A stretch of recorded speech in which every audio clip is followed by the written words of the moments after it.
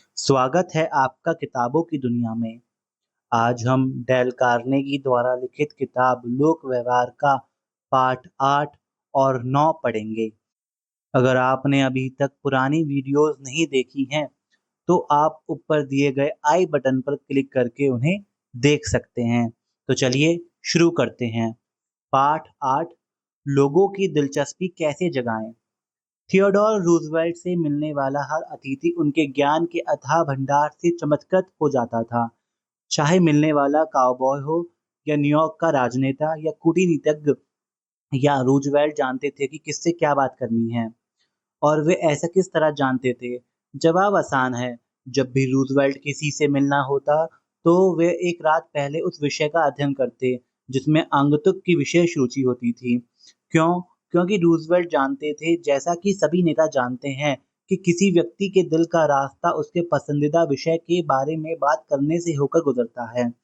निबंधकार और येल में अंग्रेजी साहित्य के प्रोफेसर विलियम लियोन फेल्प्स ने यह सबक अपने बचपन में ही सीख लिया था। जब मैं 8 साल का था और अपनी आंटी लिब्बी लिंसेल के घर में स्ट्रैटफोर्ड में छुट्टियां बिता रहा था, वे अपने निबंध ह्यूमन नेचर में लिखते हैं, तो एक दिन शाम को एक अधेड़ व्यक्ति मेरी चाची से मिलने आया और उनसे थोड़ी देर बात करने के बाद उसने मुझ पर अपना ध्यान केंद्रित किया। उस समय मैं नावों के लेकर रोमांचित था और आगंतुक ने इस विषय पर इतने बढ़िया तरीके से चर्चा की कि मुझे उसमें बहुत मजा आया। जब वह चला गया, तो मैंने उसकी बहुत तारीफ की। कितना बढ़िया आदमी था। मेरी आंटी ने मुझे बताया कि वह न्यूयॉर्क का वकील था और उसे नावों में जरा भी रुचि नहीं थी। फिर वह मुझसे पूरे समय नावों के बारे में चर्चा क्यों करता रहा? क्योंकि वह समझदार और सभ्य आदमी था। वह जानता था कि तुम्हारी दिलचस्पी नावों में थी और इसलिए उसने उस विषय में तुमसे बातें की, ताकि उसकी बातें तुम्हें रोचक लगे और तुम्हें खुशी मिले। उसने तुम्हारे लिए खुद को रोचक बनाया था, इसलिए तुम्हें वह इतना पसंद आया। और विलियम लियोन फेल्प्स कहते हैं, मैं अपनी आंटी की यह बात कभी नहीं भूलूंगा। जब मैं अध्याय लिख रहा हूँ, तो मेरे सामने एडवर्ड एल कैलिफ का एक पत्र रखा हुआ है। एक बार मुझे मदद की जरूरत थी। एक बड़ी स्काउट जम्बूरी यूरोप जाने वाली थी और मैं चाहता था कि अमेरिका के एक बड़े कॉरपोरेशन के प्रेसिडेंट मेरे एक बच्चे को ट्रिप पर भेजने का खर्च उठाए। सौभाग्य से उनसे मिलने जाने से ठीक पहले मैंने सुना कि उन्होंने $10 लाख का एक चेक काटा था, जो कैंसिल हो जाने के बाद उन्होंने मड़वा कर रख लिया था। उनके ऑफिस में घुसते ही मैंने सबसे पहले उनसे $10 लाख के चेक के बारे में पूछा। $10 लाख का चेक? मैंने उन्हें बताया कि मैंने किसी को इतनी बड़ी रकम का चेक काटते नहीं सुना है और मैं अपने बच्चों को यह बताना चाहता हूँ कि मैंने अपनी आंखों से $10 लाख का एक चेक सचमुच देखा है। उन्होंने मुझे खुशी-खुशी चेक दिखा दिया। मैंने इसकी प्रशंसा की और उनसे पूछा कि यह चेक क्यों और किस तरह काटा गया। आप ध्यान दें, मिस्टर कैलिफ ने मुलाकात की शुरुआत में बॉय स्काउट्स या यूरोप की जम्बूरी या अपनी ख्वाहिश के बारे में बात नहीं की। वे उस चीज में दिलचस्पी ले रहे थे जिसमें सामने वाले की दिलचस्पी थी। उसका परिणाम यह हुआ, कुछ देर बाद प्रेसिडेंट ने पूछा, अच्छा आप मुझसे मिलने क्यों चाहते थे? मैंने उनके सामने अपनी बात रख दी। मुझे बहुत हैरानी हुई, मिस्टर कैलिफ ने आगे बताया, जब उन्होंने ना सिर्फ मेरा आग्रह तत्काल पूरा कर दिया, बल्कि मैंने जितना मांगा था उससे ज्यादा दिया। मैंने अपने एक बच्चे को यूरोप भेजने के लिए कहा था। उन्होंने मेरे 5 बच्चों और मुझे यूरोप भेजने का बंदोबस्त कर दिया। यही नहीं, उन्होंने हमें $1000 का क्रेडिट लेकर लेटर भी दिया और हम सबको यूरोप में 7 हफ्ते रुकवाया। उन्होंने अपनी कंपनी के ब्रांच प्रेसिडेंट को पत्र लिखकर उनसे कहा कि वे हमारी सुख सुविधा का ध्यान रखें। वे हमसे पेरिस में मिले और उन्होंने हमें पेरिस की सैर भी करवाई। तब से उन्होंने कई ऐसे युवकों को नौकरी भी दी जिनके माता पिता गरीब थे और वे अब भी हमारे समूह में सक्रिय हैं। परंतु मैं जानता हूँ कि अगर मैंने ये पता नहीं लगाया होता कि उनकी रुचि किस क्षेत्र में है और उनके चेक में दिलचस्पी नहीं दिखाई होती, तो मेरे लिए उनसे अपनी बात मनवाना 10 गुना अधिक मुश्किल होता। क्या यह बिजनेस में भी एक मकबूल तकनीक है? आइए देखते हैं। डुवर्नॉय एंड सन्स के हेनरी जी डुवर्नॉय की आप बीती सुने, जिनकी न्यूयॉर्क में होलसेल की बेकिंग फर्म थी। मिस्टर डुवर्नॉय न्यूयॉर्क के एक होटल को ब्रेड सप्लाई की कोशिश कर रहे थे। वे 4 साल से हर हफ्ते मैनेजर से मिलने जा रहे थे। वे उन सामाजिक समारोहों में जाते थे जहां मैनेजर जाता था। मिस्टर डुवर्नॉय ने उस होटल में कमरा तक लिया और वहां रहने लगे। ताकि उन्हें बिजनेस मिल जाए, परंतु उन्हें किसी तरह कामयाबी नहीं मिली। फिर मिस्टर डुवर्नॉय ने कहा, मानवीय संबंधों के अध्ययन के बाद मैंने अपना तरीका बदलने का निश्चय किया। मैंने यह पता लगाया कि मैनेजर की दिलचस्पी किस बात में है। मुझे पता चला कि वह मैनेजर अमेरिका के होटल एग्जीक्यूटिव्स की एक सोसाइटी से ताल्लुक रखता है, जिसका नाम होटल ग्रीड्स ऑफ अमेरिका है। वह न सिर्फ इससे ताल्लुक रखता था, बल्कि वह इसे लेकर इतना उत्साहित था कि इस संगठन का प्रेसिडेंट बन गया और इंटरनेशनल ग्रीड संस्था का भी प्रेसिडेंट बन गया। चाहे इसके सम्मेलन जहां भी हों, वह इसकी हर बैठक में भाग लेने जाता था। इसलिए जब मैं अगली बार उससे मिलने गया तो मैंने उससे ग्रीड संस्था के बारे में बात करना शुरू किया और इस पर उसकी प्रतिक्रिया कितनी अद्भुत थी, मैं आपको बता नहीं सकता। कितनी अद्भुत! और उसकी आवाज में उत्साह और जोश साफ झलक रहे थे। हमने घंटों तक बात की। यह देख सकता था कि यह सोसाइटी ना सिर्फ उसकी हॉबी थी, बल्कि उसके जीवन का प्रमुख हिस्सा थी। जब मैं उसके ऑफिस से बाहर निकला, तो उसने मुझे इस संस्था की सदस्यता बेच दी थी। इस दौरान मैंने अपनी ब्रांड का ज़िक्र तक नहीं किया था, परंतु कुछ दिनों बाद उसके होटल के स्टीवर्ड ने मुझे फ़ोन किया कि मैं सैंपल और कीमतें लेकर पहुँच जाऊँ। मैं नहीं जानता कि आपने मालिक पर क्या जादू कर दिया, स्टीवर्ड ने कहा, परंतु वे निश्चित रूप से आपसे बहुत प्रभावित हैं। ज़रा सोचिए, मैं बिज़नेस हासिल करने के लिए इस आदमी के पीछे 4 साल से चक्कर काट रहा था और मैं आज भी उसके पीछे चक्कर काट रहा होता, अगर मैं यह पताने लगाने का कष्ट नहीं करता कि उसकी रुचि किस बात में है और उसे किस विषय पर बात करने में आनंद मिलता है। मैरीलैंड में हैजर्स टाउन के एडवर्ड ई हैरीमैन ने सेना की अपनी नौकरी पूरी करने के बाद मैरीलैंड की सुंदर कम्बरलैंड वैली में रहने का फैसला किया। दुर्भाग्य से इस इलाके में बहुत कम नौकरियां उपलब्ध थी। थोड़े से शोध के बाद इस तथ्य का पता चला कि एक असामान्य और सनकी बिजनेसमैन आर जे फंक हाउजर उस इलाके की बहुत सी कंपनियों का या तो मालिक था या फिर उनका नियंत्रण उसके हाथ में था। इस बिजनेसमैन के गरीबी से अमेरी के सफर ने मिस्टर हैरीमैन को चकरा दिया। नौकरी खोजने वालों के लिए उस तक पहुंचना संभव नहीं था। मिस्टर हैरीमैन लिखते हैं, मैंने बहुत से लोगों को इंटरव्यू लिया और पाया कि उसकी मुख्य रुचि सत्ता और धन में थी। चूंकि वह एक समर्पित और कठोर सेक्रेटरी के प्रयोग के द्वारा मुझ जैसे लोगों को दूर रखने में सफल हो जाता था। इसलिए मैंने उस सेक्रेटरी की रुचियां और लक्ष्यों का अध्ययन किया और इसके बाद ही मैंने बिना अपॉइंटमेंट लिए सेक्रेटरी से मिलने गया। वह पिछले 15 सालों से मिस्टर फंकहाउजर का अपग्रह थी। जब मैंने उसे बताया कि मेरे पास मिस्टर फंकहाउजर के लिए एक प्रस्ताव है जो आर्थिक और राजनीतिक सफलता में तब्दील हो सकता है, तो वह उत्साहित हो गई। मैंने उसके हाथ इस विषय में भी बात की, उसका मिस्टर फंकहाउजर की सफलता में कितना रचनात्मक योगदान है। इस चर्चा के बाद उसने मिस्टर फंकहाउजर से मेरी मीटिंग तय करवा दी। मैं उसके विशाल और शानदार ऑफिस में इस दृढ़ निश्चय के साथ घुसा कि मैं सीधे से नौकरी नहीं मांगूंगा। वह एक बड़ी सी नक्काशीदार डेस्क के पीछे बैठा हुआ था और वह मुझ पर गरजा, आप क्या कहना चाहते हैं? मैंने जवाब दिया, मिस्टर फंकहाउजर, मुझे यकीन है मैं आपके लिए पैसे कमा सकता हूँ। वह तत्काल उठा और उसने मुझे एक बड़ी सी शानदार कुर्सी पर बैठने का निमंत्रण दिया। मैंने अपने विचारों को विस्तार से प्रस्तुत किया और इन विचारों को क्रियान्वित करने के लिए अपनी योग्यताओं का भी वर्णन किया और इसके बाद मैंने यह भी बताया कि किस तरह इनसे उसकी व्यक्तिगत सफलता और बिजनेस की सफलता में वृद्धि हो सकती है। आरजे ने मुझे तत्काल नौकरी पर रख लिया और 20 साल से भी अधिक समय से मैं उनके बिजनेस का हिस्सा बना हुआ हूँ और इससे हम दोनों को भी लाभ हुआ। सामने वाले व्यक्ति की रुचियों के हिसाब से बातें करने से दोनों ही पक्षों को लाभ होता है। कर्मचारी संप्रेषण के क्षेत्र के विशेषज्ञ हार्वर्ड जेड हार्जिन ने हमेशा इस सिद्धांत का अनुसरण किया। जब उनसे पूछा गया कि उन्हें इससे क्या फायदा हुआ, तो मिस्टर हर्जिंग ने जवाब दिया कि उसे न सिर्फ प्रत्येक व्यक्ति से अलग-अलग लाभ हासिल हुआ है, बल्कि आम तौर पर सबसे बड़ा लाभ यह था कि जब भी वह किसी से बात करता, तो उसके दोस्तों का दायरा बढ़ जाता था। यहीं पर पाठ 8 समाप्त होता है। इस पाठ का सिद्धांत है, सामने वाले व्यक्ति की रुचि के विषय में बात करें। मैं न्यूयॉर्क 33rd स्ट्रीट पर बने पोस्ट ऑफिस में रजिस्ट्री करने गया था और लाइन में लगा था। मुझे लगा कि क्लर्क लिफाफों का वजन लेते हुए, उन पर टिकट चिपकाते हुए, पैसे गिनते हुए और रसीद देते हुए बोर हो रहा था, क्योंकि उसे यही काम रोज करना पड़ता था। इसलिए मैंने खुद से कहा, मैं कोशिश करूंगा कि यह क्लर्क मुझे पसंद करे, मेरी बातें उसे पसंद आए। इसलिए मुझे खुद के बारे में नहीं बल्कि उसके बारे में बातें करनी होंगी। अब मैंने खुद से पूछा, इस आदमी में ऐसा क्या है जो मैं सच्ची तारीफ कर सकता हूँ? कई बार इस सवाल का जवाब देना काफ़ी कठिन होता है, खासकर अजनबियों के साथ, परंतु इस मामले में जवाब बहुत ही आसान था। मैंने तत्काल कुछ ऐसा देख लिया, जिसकी मैं दिल खोलकर तारीफ कर सकता था। जब वह मेरे लिफाफे को तोल रहा था, तो मैंने उत्साह भरे स्वर में कहा, काश मेरे बाल भी आप जैसे होते।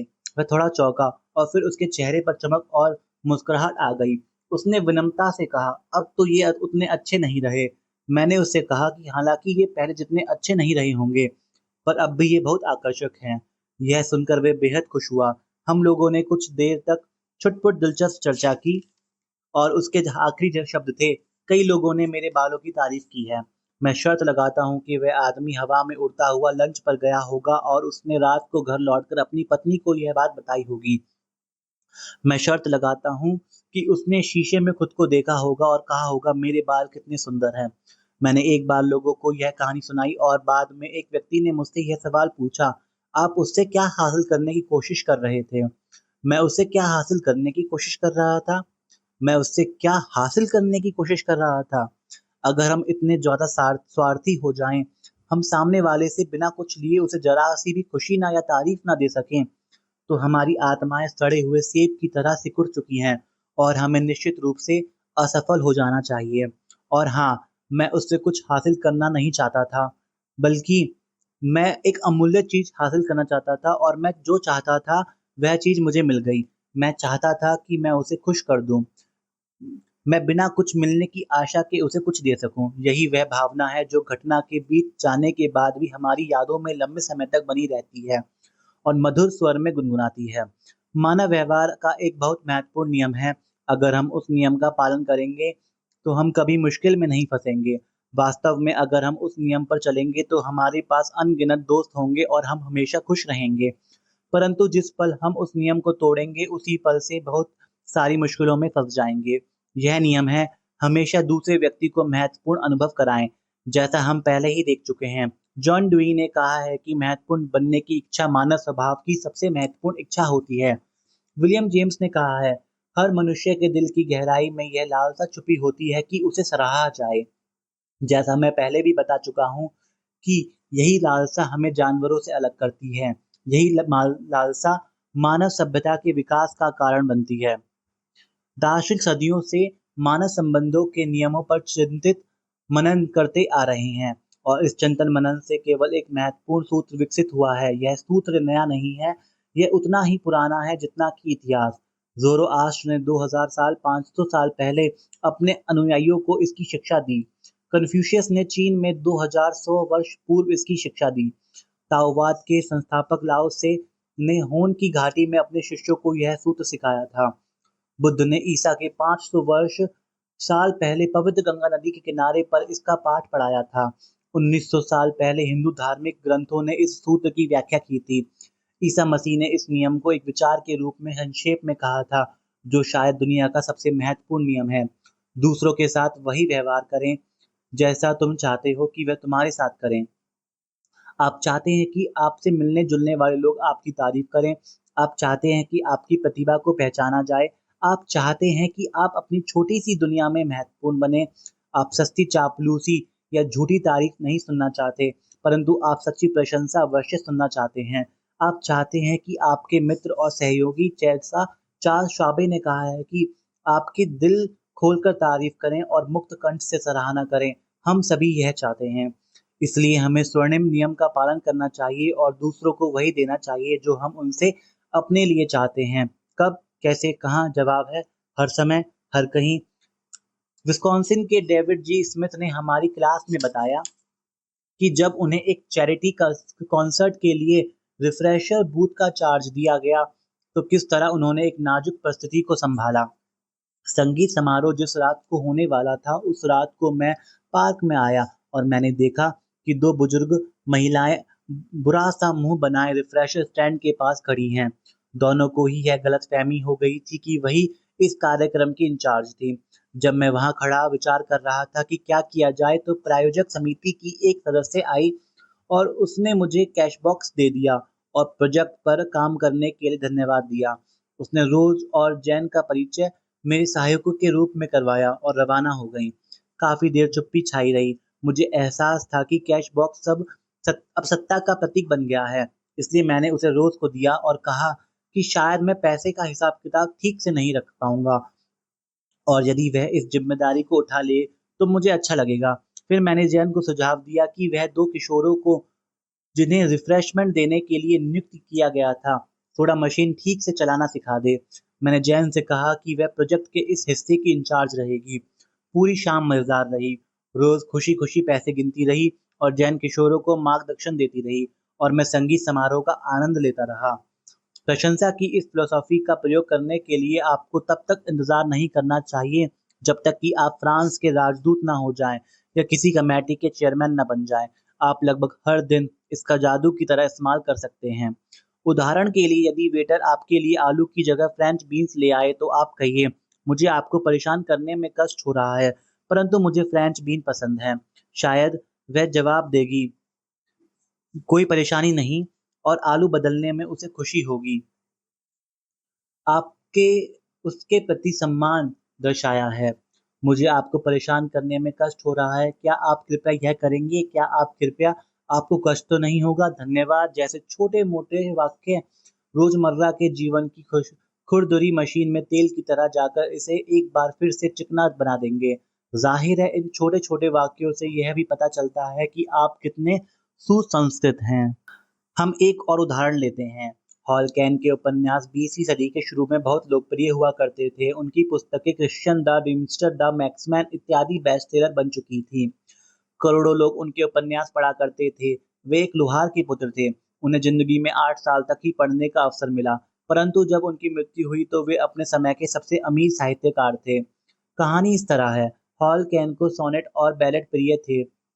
इसलिए उन्होंने दांते कैलिग्राफी की सारी कविताएं पढ़ी थीं। यही नहीं, उन्होंने रॉस्टी की साहित्यिक उपलब्धियों और योगदान पर एक प्रश्नात्मक लेख भी लिखा और रॉसिटी को इसकी एक प्रति भेजी। रॉस्टी उसे पढ़कर गदगद हो गए।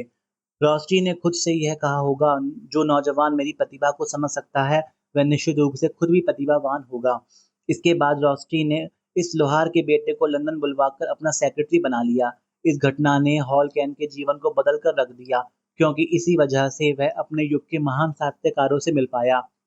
उनकी सलाह से लाभ लेकर और उनके प्रति प्रोत्साहन से प्रेरित होकर उसने अपने करियर को इस तरह शुरू किया कि उसने अपना नाम आसमान पर लिखवा दिया।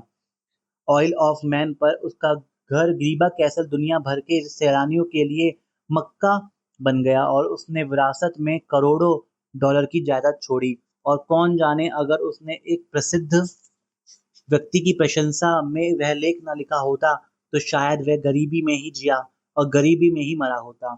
यही सच्ची दिल से निकलने वाली प्रशंसा की प्रबल शक्ति है। रॉस्टी खुद को महत्वपूर्ण समझता था, इसमें कोई अजीब बात नहीं है। हम सभी खुद को महत्वपूर्ण, बहुत महत्वपूर्ण समझते हैं। कई लोगों की जिंदगी शायद बदल जाए अगर कोई उन्हें यह अनुभव करा दे कि वह महत्वपूर्ण है। रोनाल्ड जे रोलैंड कैलिफोर्निया में हमारे कोर्स के शिक्षक थे और वे कला के शिक्षक भी थे। उन्होंने क्रिस नाम के विद्यार्थी के बारे में बताया। क्रिस बहुत शांत और शर्मीला बच्चा था, जिसमें आत्मविश्वास कम था। वह उस तरह का विद्यार्थी था जिस पर लोग उतना ध्यान नहीं देते थे जितना कि दिया जाना चाहिए। मैं एक एडवांस क्लास भी पढ़ाता हूँ जिसमें पढ़ना गौरव की बात समझी जाती है और यह माना जाता है कि उसमें पहुंचने वाले विद्यार्थी में कोई विशेष प्रतिभा होती है। बुधवार को क्रिस अपनी डेस्क पर मेहनत से काम में जुटा हुआ था। मुझे सचमुच महसूस हुआ कि उसके भीतर गहराई में कोई छुपी हुई आग धधक रही है। मैंने क्रिस से पूछा कि क्या वह एडवांस क्लास में जाना चाहेगा। क्रिस का चेहरा देखने लायक था। मैं उसके चेहरे के भावों का बयान नहीं कर सकता। 14 साल का वह संकोची लड़का अपने आंसुओं को रोकने की कोशिश कर रहा था। कौन, मैं? मिस्टर रॉलैंड, क्या मैं इतना अच्छा हूँ? हाँ जिम, तुम यकीनन इतने ही अच्छे हो।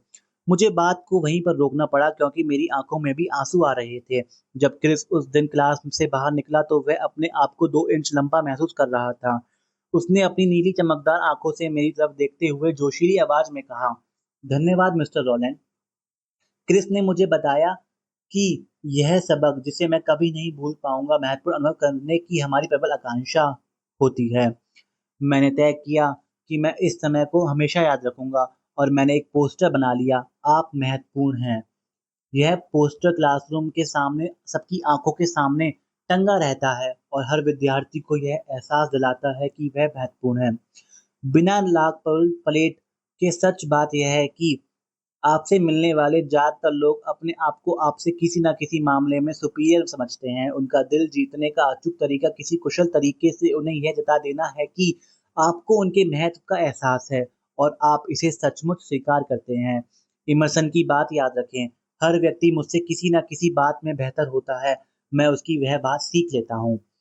और इस मामले का दुखद पहलू यह है कि अक्सर ऐसे लोग जिनके पास खुद को सुपीरियर समझने का कोई कारण नहीं होता, वे अपनी ईगो को संतुष्ट करने के लिए अहंकार और बहस का सहारा लेते हैं, जो सचमुच दिल दुखाने वाली बात है। जैसा शेक्सपियर ने कहा है, मनुष्य मनुष्य घमंडी मनुष्य जरा सी सत्ता की पोशाक पहनते ही ईश्वर की आंखों के सामने ऐसे ऐसे करतब दिखाता है जिन्हें देखकर देवदूत आंसू बहाने लगते हैं। मैं आपको यह बताने जा रहा हूँ कि मेरे कोर्स के विद्यार्थी ने किस तरह से इन सिद्धांतों को अपने जीवन में सफलतापूर्वक उतारा। हम कनेक्टिक के एक वकील का उदाहरण लेते हैं जो अपने रिश्तेदारों की वजह से अपना नाम गोपनीय रखना चाहता है। कोर्स में भाग लेने के कुछ ही दिनों के बाद मिस्टर आर अपनी पत्नी के साथ लॉन्ग आइलैंड पर अपनी पत्नी के रिश्तेदारों से मिलने गए। पत्नी ने उसे अपनी बूढ़ी चाची से बातें करने के लिए बिठा दिया और खुद अपने कुछ युवा रिश्तेदारों से मिलने चली गई। चूंकि मिस्टर आर को हमारी क्लास में एक भाषण देना था जिसमें उन्हें प्रशंसा के सिद्धांतों पर अमल और उनके परिणामों के बारे में बताना था, इसलिए उन्होंने इस वृद्ध महिला की प्रशंसा करने का निर्णय लिया। उन्होंने घर में चारों तरफ देखा कि वे किस चीज की सच्ची तारीफ कर सकते हैं। यह घर 1890 में बना है ना? उन्होंने पूछा। हाँ, महिला ने जवाब दिया। यह घर उसी साल बना था। यह मुझे उस घर की याद दिलाता है जहाँ मैं पैदा हुआ था, उन्होंने कहा। यह बहुत सुंदर है। इसे दिल से बनाया गया है। इसमें बहुत जगह है। आजकल ऐसे घर बनते कहाँ हैं? वृद्ध महिला ने कहा, बिल्कुल ठीक कहा। आजकल लोगों को सुंदर घर की कदर ही कहाँ है। वे तो बस एक छोटा सा अपार्टमेंट चाहते हैं और फिर वे अपनी कारों में बैठकर इतराते फिरते हैं। यह हमारे सपनों का घर था, उसने कांपती हुई आवाज में कहा। हमने इसे प्रेम से बनाया था, मेरे पति और मैंने इसका बरसों तक सपना देखा था। हमने इसे बनवाने में किसी आर्किटेक्ट की मदद नहीं ली, हम लोगों ने खुद ही इसका नक्शा बनाया था। फिर उस महिला ने मिस्टर आर को पूरा घर दिखाया। मिस्टर आर ने उन खूबसूरत चीजों को दिल खोलकर तारीफ की जिन्हें वह महिला अपनी यात्राओं में खरीद कर लाई थी और जिन्हें सजाने में उसने जीवन बिता दिया था। मखमली शाल, पुराना अंग्रेजी टी सेट, सिल्क के पर्दे जो कभी फ्रांस के महल की शोभा बढ़ाते थे। घर दिखाने के बाद वृद्ध महिला मिस्टर आर को अपने गैरेज में ले गई, जहां कवर से ढकी हुई एक नई चमचमाती पैकार्ड कार खड़ी थी। मेरे पति ने अपनी मृत्यु से कुछ समय पहले ही यह कार खरीदी थी, महिला ने आहिस्ता से कहा। उनकी मौत के बाद मैं इसमें कभी नहीं बैठी। तुम अच्छी चीजों की कदर करते हो और इसलिए मैं तुम्हें यह कार तोहफे में देना चाहती हूँ। अरे आंटी, मिस्टर आर ने कहा, आप क्या कर रही हैं? आपने तो मुझे अभिभूत कर दिया। मैं आपकी उदारता की प्रशंसा करता हूँ, परंतु मैं इसे कैसे ले सकता हूँ? मैं तो आपका निकट संबंधी भी नहीं हूँ। मेरे पास एक नई कार है और फिर आपके कई रिश्तेदार इस पैकार्ड के मालिक बनना चाहते होंगे। रिश्तेदार? महिला ने कहा। हाँ, मेरे रिश्तेदार तो मेरे मरने का रास्ता देख रहे हैं ताकि वे मेरी कार पर कब्जा कर सकें, परंतु यह कार उन्हें नहीं मिलने वाली। अगर यह कार आप उन्हें नहीं देना चाहती तो फिर आप इसे बड़ी आसानी से किसी सेकंड हैंड डीलर को बेच सकती हैं, उन्होंने सुझाव दिया। बेच दूं? महिला जी की, तुम्हें क्या लगता है कि यह मैं इस कार को बेचूंगी? क्या तुम्हें लगता है कि मैं कभी यह सहन कर पाऊंगी कि अजनबी लोग इस कार में घूमें, उस कार में जिसे मेरे पति मेरे लिए खरीद कर लाए थे? मैं इसे बेचने की बात तो सपने में भी नहीं सोच सकती। मैं ये कार तुम्हें दे रही हूँ, तुम सुंदर चीजों की कदर करते हो। उसने बहुत प्रयास किया कि वह कार के तोहफे को अस्वीकार कर दे, परंतु महिला का दिल दुखाए बिना ऐसा करना संभव नहीं था। वह वृद्ध महिला अपने बड़े पुराने महल में अपनी मखमली शालों और फ्रांसीसी एंटिक्स और अपनी यादों के साथ रह रही थी और थोड़े से आदर, थोड़ी सी प्रशंसा के लिए तरस रही थी। वह कभी कभी युवा और सुंदर थी। उसने भी कभी प्रेम से अपने सपनों का घर बनवाया था और इसे सजाने के लिए पूरे यूरोप से दुर्लभ चीजें इकट्ठी की थी। अब वह बुढ़ापे में अकेले दिन गुजार रही थी और वह प्रेम चाहती थी, सच्ची सराहना चाहती थी और उसे यह कहीं नहीं मिले। और जब उसे यह मिले तो उसे लगा कि रेगिस्तान में झरना मिल गया है। अपनी कृतज्ञता दिखाने के लिए उसे अपनी पसंदीदा पैकार्ड कार को तोहफे में देने से कम कोई बात पर्याप्त ही नहीं लगी। अब हम एक उदाहरण और लेते हैं।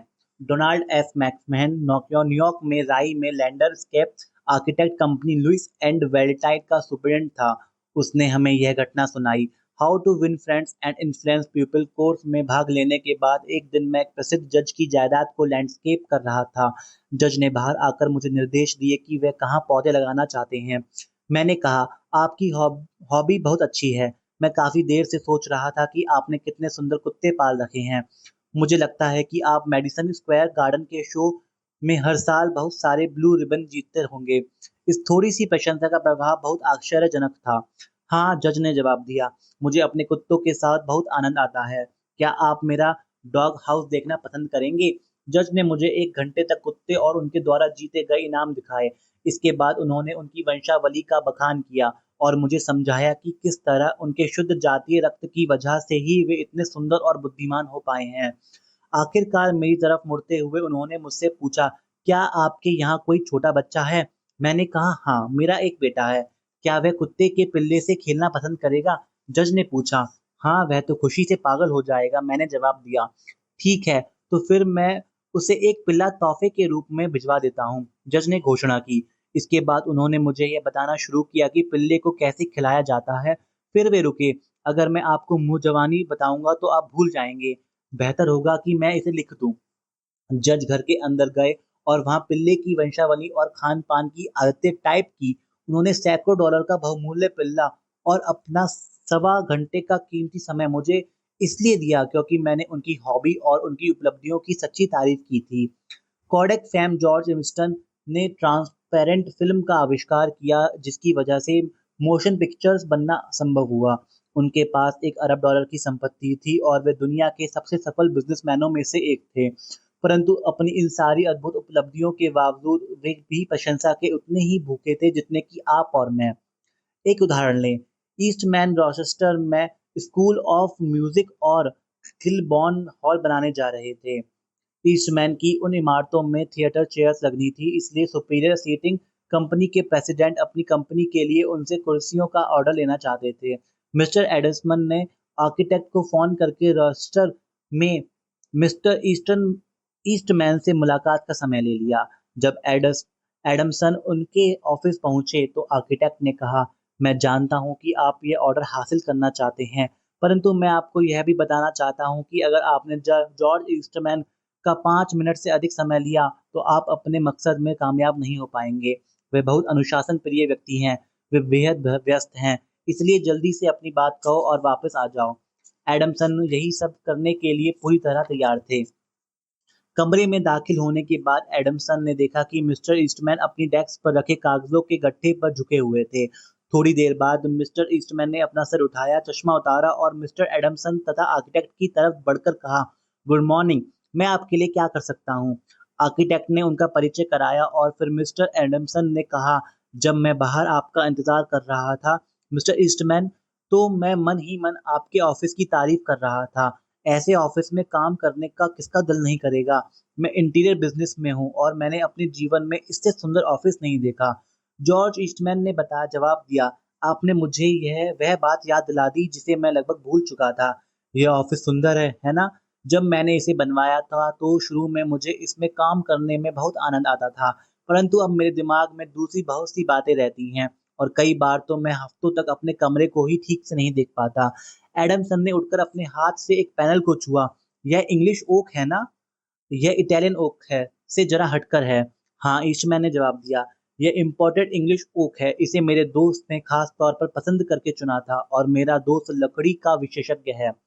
फिर ईस्टमैन ने उसे पूरा कमरा दिखाया, उसके आकार पर टिप्पणी की, उसके रंग और वे सारी चीजें जिनकी उन्होंने योजना बनाई थी और जिनके अनुसार यह कमरा तैयार हुआ था।